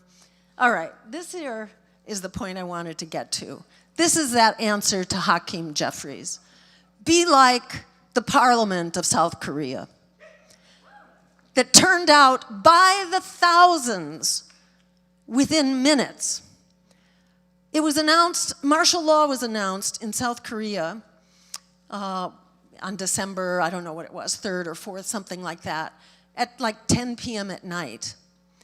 It was immediately live streamed and went out on social media. And within hours, there were 16,000 people there to help the parliamentarians scale the closed fences that had been closed around Parliament, because they knew that they had to respond to this declaration of martial law. They had to respond quickly or the noose would tighten. Because along with this declaration of martial law was the prohibition against the meeting. Even the meeting of Parliament was disallowed. Press was disallowed. Labor actions were disallowed. Everything was disallowed. So they knew they had to shut it down. And that's what they did. Within hours, they had scaled the fences.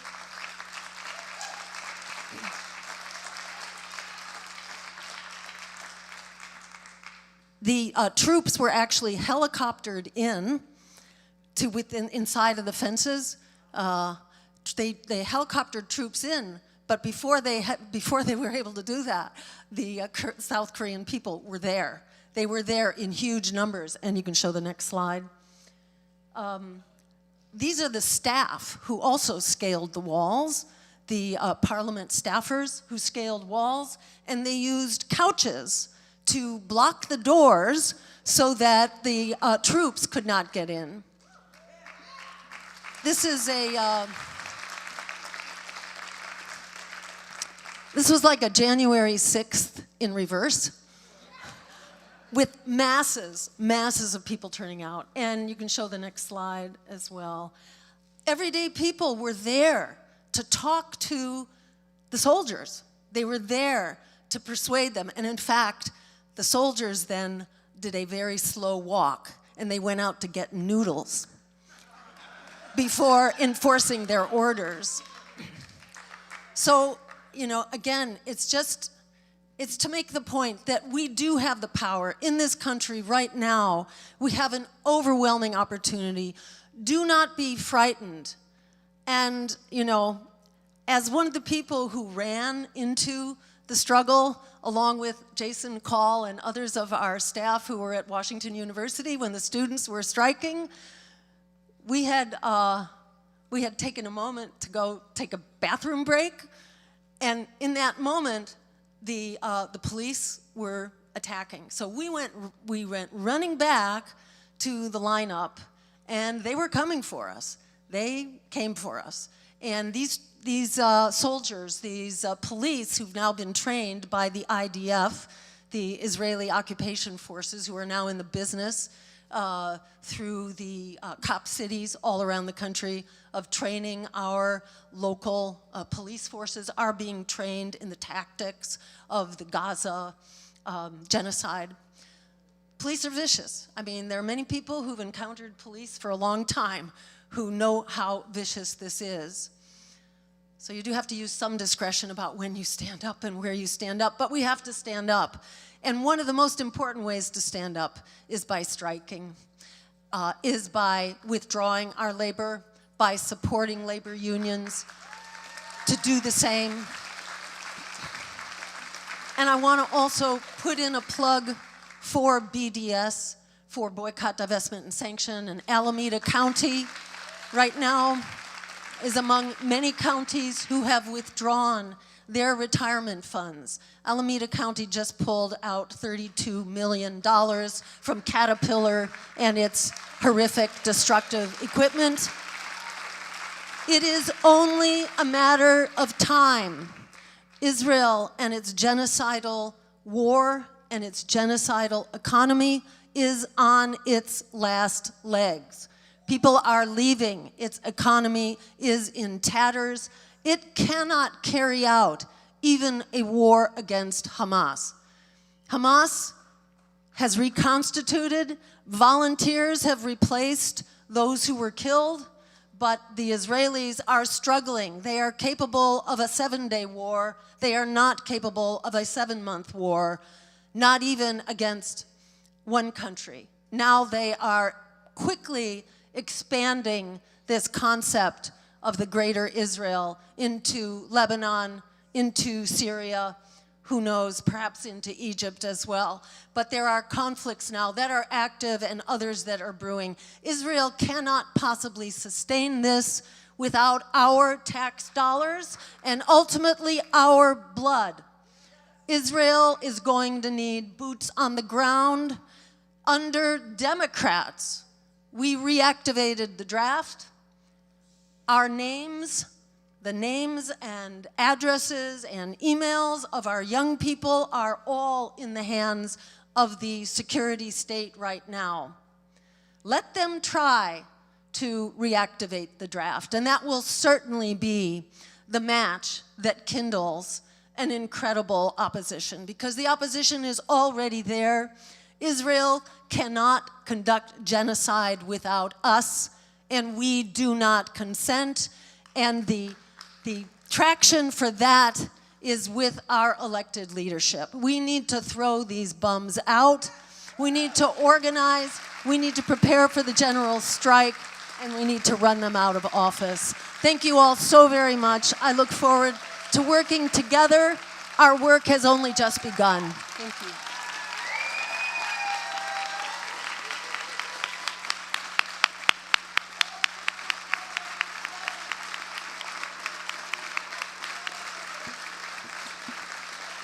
Thank you so much to Jill Stein. It was an absolute honor to be on the ground with your campaign in Detroit, in Dearborn, talking to thousands of Muslims at mosques who desperately wanted an anti-war campaign in October of last year. And it was just, it terrifies me to think what would have happened if we didn't have a place to channel that energy to an anti-war, pro-worker campaign. So thank you so much again to Jill Stein for her bravery. Also, someone who joined us in Dearborn for several weeks to help campaign for Jill Stein, and I'm proud to introduce him to give a short appeal to help to ask all of you here to help build this movement, is Dustin Spence. He's a member of Worker Strike Back from Chicago, Illinois. Please give him a very warm welcome.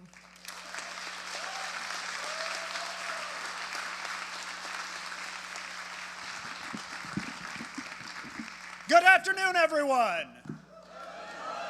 My name's Dustin Spence. I'm a member of Workers Strike Back and Revolutionary Workers, and we have an enormous responsibility on our shoulders.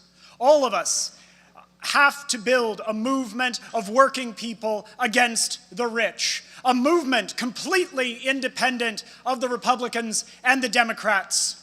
The Democrats are sitting on their hands as Trump attacks federal workers, attacks immigrants and the poor. Bernie Sanders is trying to funnel people back into the utterly failed strategy of reforming the Democratic Party.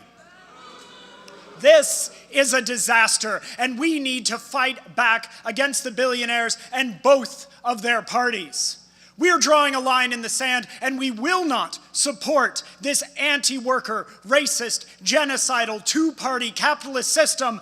We have an urgent need to build a fighting alternative. So let me ask, are you ready to fight? Are you ready to fight? Are you ready to fight?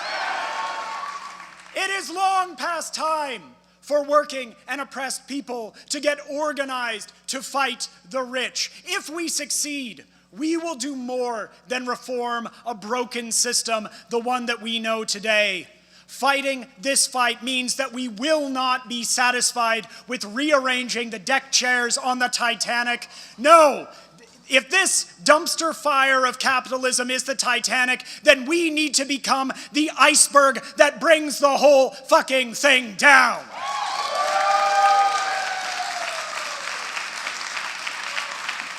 We are organizing to bring down Trump, the billionaires, and their parties, to stop the attacks on workers, the deportations, and to all the rest of Trump's attacks. But we must be clear that we must also bring down the Democratic Party, which has enabled Trump's return to the White House and who, in fact, has championed many of the same policies that Trump is now enacting. It is decades of neoliberal assaults by the Democrats that have put Trump in the White House twice. We must never again allow the Democratic Party to pose as the resistance or to co-opt our movements. And let's be clear, this is exactly what Bernie Sanders himself is doing right now, launching his Fight the Oligarchy tour this very weekend, hoping to cut across the growing understanding that both parties are weapons of the billionaires and the kind of energy present in this very room. While we are here seriously organizing to fight the rich, Bernie is trying to steer us back into a party owned by the rich. We will not allow the Democratic Party to divide us and will not allow them to stab us in the back ever again.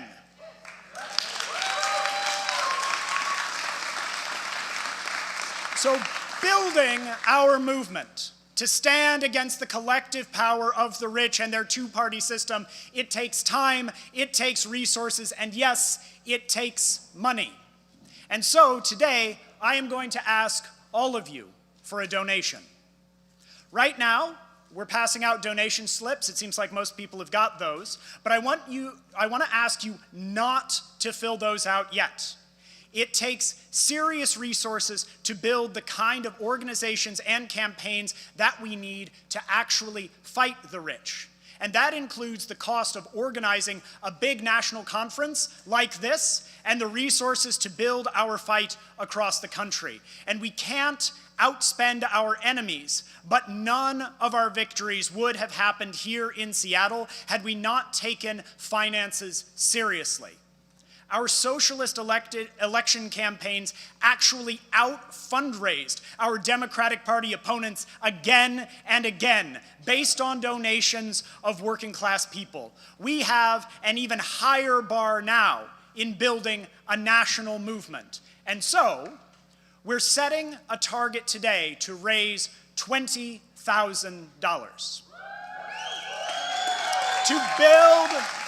to build the fight against the rich. And in a little bit, I'm going to call out some numbers. If you're here in person, I want you to raise your hand when I get to a number that you can give.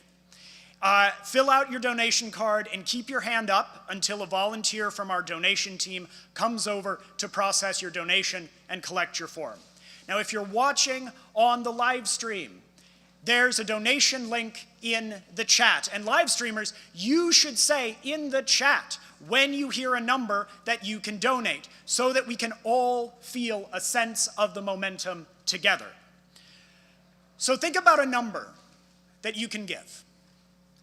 Think about what's at stake with crisis after crisis hammering working people right now in Gaza, in the West Bank, at the border, and right here in Seattle. Think about a number that you can give, and then think about if you can give just a little bit more to fight the rich and their two parties, to build the anti-war movement and the workers' movement, a new mass political party that represents us, and to bring down Trump, both parties of the billionaires, and their system once and for all.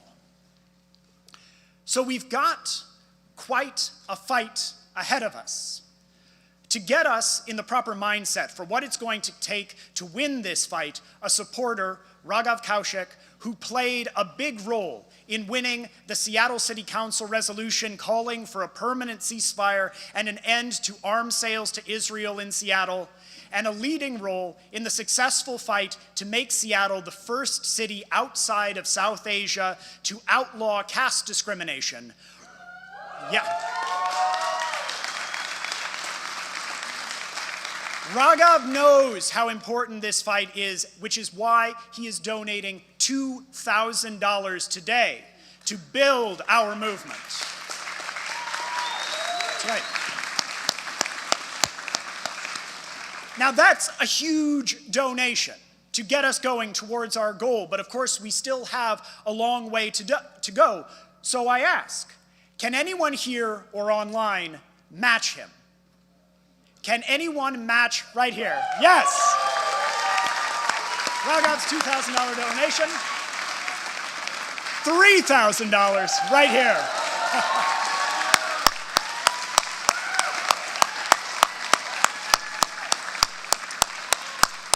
That's incredible. Thank you so much. Anyone else? Okay. Today, we've been talking about what working people can do to fight the rich. Both parties of big business have shown their determination to back the Israeli state to the hilt and to a continued commitment to deporting thousands upon thousands of working-class immigrants.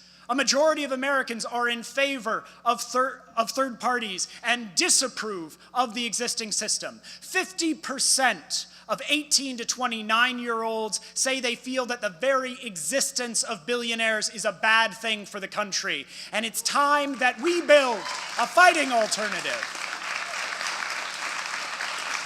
So, who here can donate $1,000 or more to bring down Trump, to bring down the billionaires and their two parties?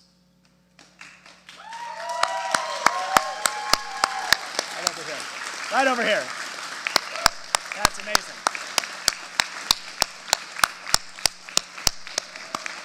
And remember, folks who are on the live stream, indicate if you're able to jump on these numbers too.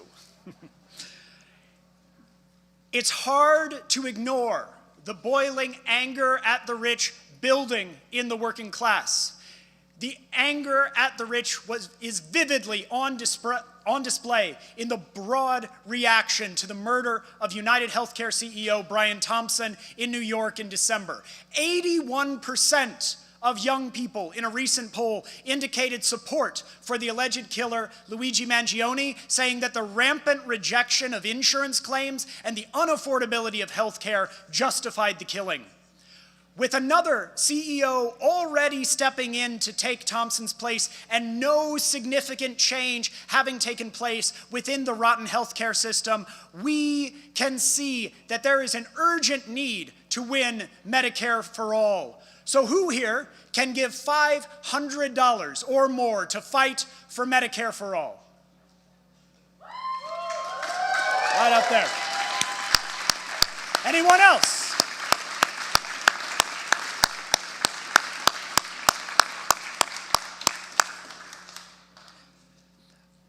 Earlier, we heard from Kshama Sawant, who served as an independent socialist elected representative of working people on the Seattle City Council for a decade. During the time that she was in office, Seattle's working people won victory after victory. The first $15 an hour minimum wage in a major city, renters' rights, including eviction protections and 6-month notice on rent increases, and a new tax on Amazon and big business that's used to fund affordable housing. Collectively, these victories represent a transfer of wealth of billions of dollars from the bosses to workers and renters struggling to make ends meet. Now, we founded Workers Strike Back to spread across the country the fighting class struggle approach that has succeeded in winning so many victories for working people here in Seattle. We need to build in every city where working people who want to replicate that example can learn from the lessons that we've built up from those 10 years of experience, and to get organized to launch their own fight backs against the bosses. So who here can give $250 or more to help spread those lessons to working people across the country? There's one. There's one. Please keep your hands up until somebody can come over to you. Got folks right over here, guys, as well. That's amazing. Thank you so much for your donations and for helping build this fighting movement and the work that we're doing here today. So we just heard from Jill Stein. In the 2024 election, over 750,000 people cast their vote for Jill in rejection of the two warmongering parties of the billionaire class. This historic vote is the third largest vote for a left third-party candidate in over half a century. It is a sign of the huge opening that we have at this moment to concretely build an alternative to the Republican and Democratic parties. Last fall, Workers Strike Back made Stein's election campaign its #1 priority, and alongside Abandon Harris, set up tables on street corners, knocked doors, phone banked, and organized rallies to win every possible vote for Jill Stein. It is crucial that we don't allow this historic opportunity to go to waste. So who here can give $100 today to continue fighting the campaigns that reject the Republican and Democratic parties and to build a real fighting alternative? Amazing, amazing. Keep those hands up until someone can come over to you.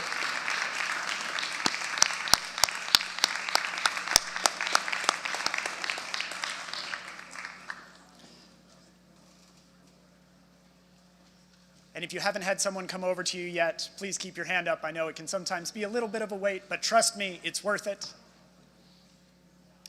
Now, before I run through these final numbers, I want to ask you to consider making your donation to Workers Strike Back monthly. This makes you a member of Workers Strike Back. You support the work of our organization, and you're able to fully participate in our democratic processes, like the decisions that we'll be making tomorrow at our first ever national convention right here in this very building. If you want to become a member making monthly donations, when you raise your hand, one of us can help you process your monthly contribution online. You just scan the QR code on your donation form and then complete the steps that pop up there.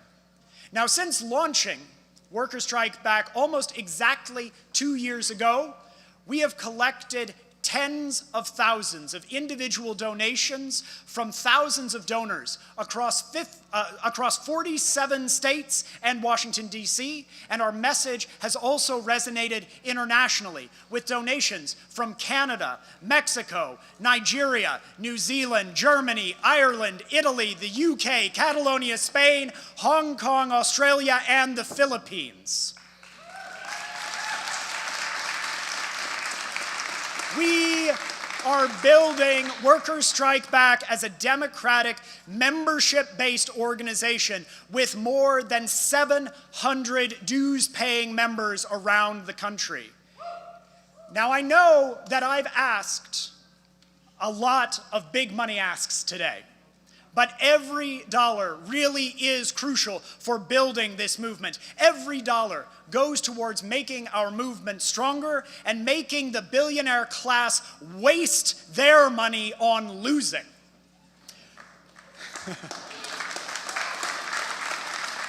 Building this will take thousands of people chipping in what they can.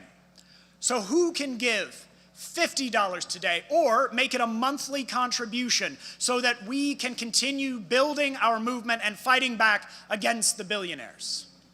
Got some folks over here. Top. Amazing. One of our demands is for a $25 an hour minimum wage. Who here can give $25 today or make it a monthly donation? Got one there? Got some in the back here? Very good. Thank you so much. Who here can give $20? A $20 donation. Raise your hand if you can give $15 or $10 or $5 or any amount. Thank you. There we go. Over here as well. Thank you so much to everyone who's donated today. This incredible showing is what it's going to take to build the movement to fight the rich and their two parties. We cannot wait 1 second to fight back, and it is more important than ever that we have the resources and the organization to do so. Now is the time to fight for a new party for working people, for young people, and oppressed people. Now is the time to bring down the billionaires, including the one in the White House and their bankrupt system.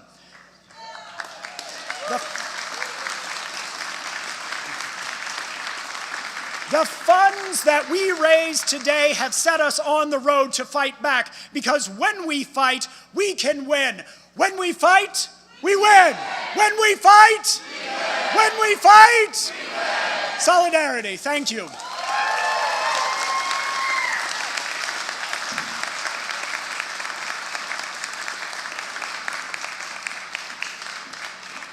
Okay, thank you all for making it through the morning session. We are at our lunch break.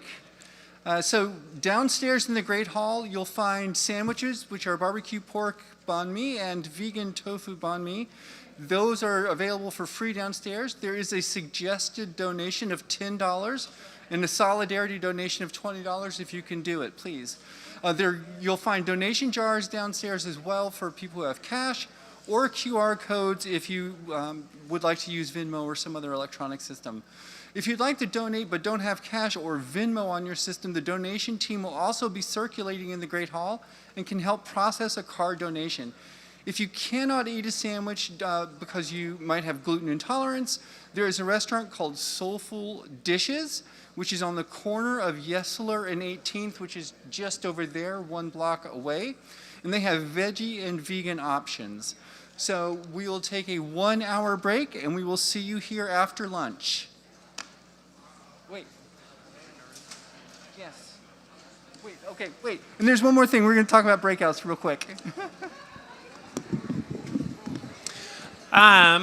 Just want to give also people instructions for when we're coming back after lunch at 1:40 is going to be breakout rooms. If you have not gotten the breakout room map to tell you where to go, please come and talk to one of us. So we're going to breakout rooms next, which will mostly be in the Great Hall downstairs or up here at the auditorium. If you don't know where you're going at after lunch, come talk to one of our volunteers. Thank you.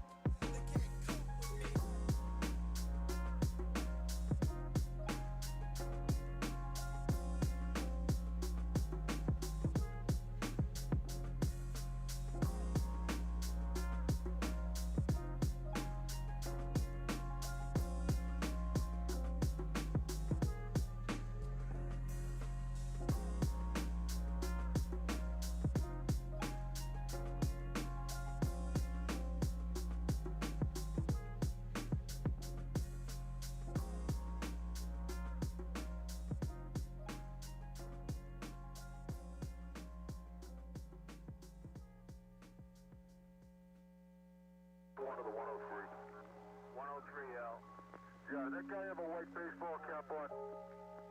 Not at the time, but she said they both say mid-20s, kind of light blonde hair, light brown hair, and he had a mustache. Looked like a green or a dark pullover sweatshirt.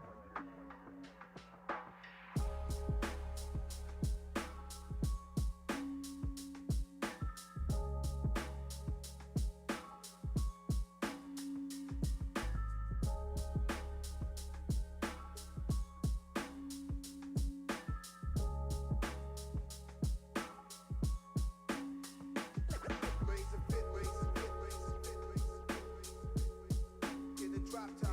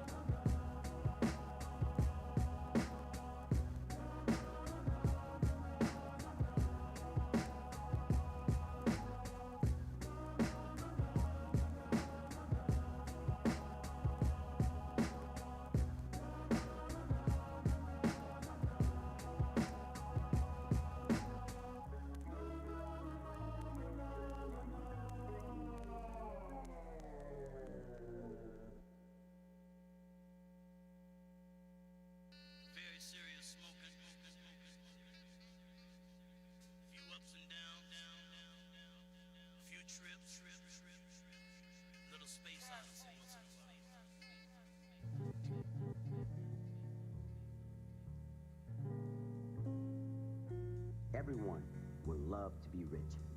Everyone would love to hit Powerball, Mega Million, Lotto, or hit the jackpot at the casino and live happily ever after. That is not the real one.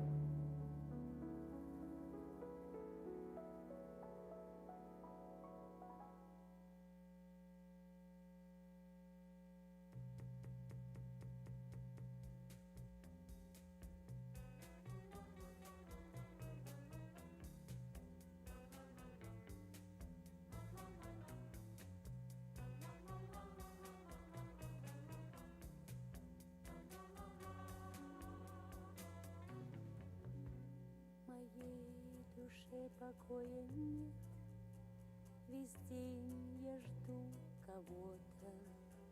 Без сна встречаю я рассвет, и все из-за кого-то. Со мною нет кого-то, ах, где найти кого-то? Могу весь мир я обойти, чтобы найти кого-то, чтобы найти кого-то. Могу весь мир я обойти.